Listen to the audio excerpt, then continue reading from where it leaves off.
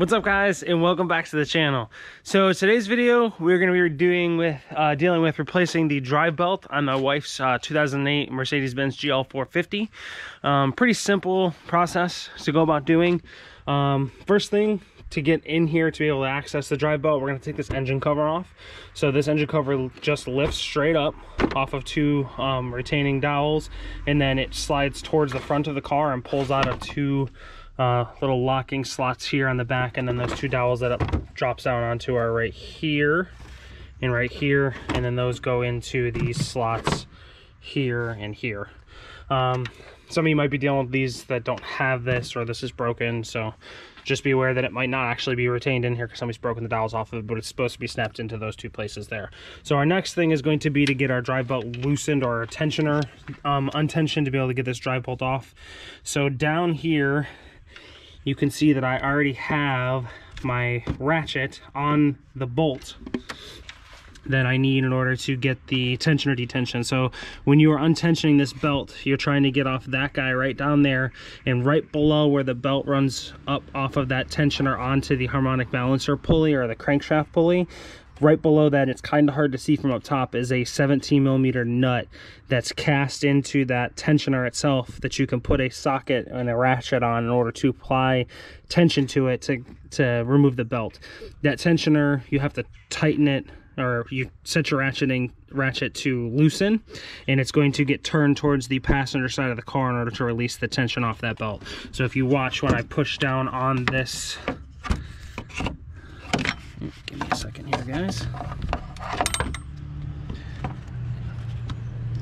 When I push down on this ratchet here, get it back on my pulley all the way, you're going to see that when I push down on this ratchet here, the tensioner moves towards the middle of the engine, and you can see the belt starting to get some slack into it. So we're going to do that, and we're going to take the belt off. Now, one thing that I can give everyone here as just a tip is, whenever you're doing a belt on your own vehicle, and if you're doing a belt for the first time on this vehicle itself, is to take a picture of where the belt routes around everything, to just remember, so that when you go to put it back together, you get it routed all over the right things. I'm going to throw a picture up in the video right now so that you guys can see what the proper belt routing is for this drive belt. Hopefully that helps you if you guys are going back together, if you've kind of forgotten where it's supposed to go.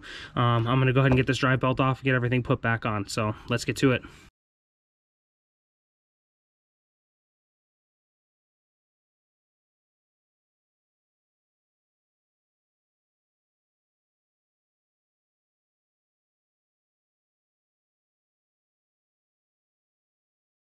Alright, so we got our old drive belt off of there. As you can see, we were in pretty rough shape. We actually ended up having a rib break off of this belt, and the belt itself was starting to break down due to a oil leak that I have on this car that I'm going to be fixing here as well. Just wanted to show you guys quick and easy of doing drive belt though. So this is old drive belt off, and I just wanted to point out to you the actual bolt that you're going to be putting the ratchet on in order to take tension off. So right there, kind of next to the crank pulley, I'm at tensioner pulley, is a 17mm just bolt head that you put the ratchet on. And again, you turn the ratchet in the direction as if you're loosening it, or towards the passenger side of the car, and it'll take the tension off that drive belt. And like I said before, make sure you take pictures of your drive belt before you take it off. Now we've got our drive belt off, we're going to get it all put back on, and we're going to finish this job up. Alright, so we got our new drive belt all installed, routed the right way. Like I said earlier on in the video, there's a picture of the drive belt routing, just to make sure you guys get that put on right. This is the drive belt that I put back on.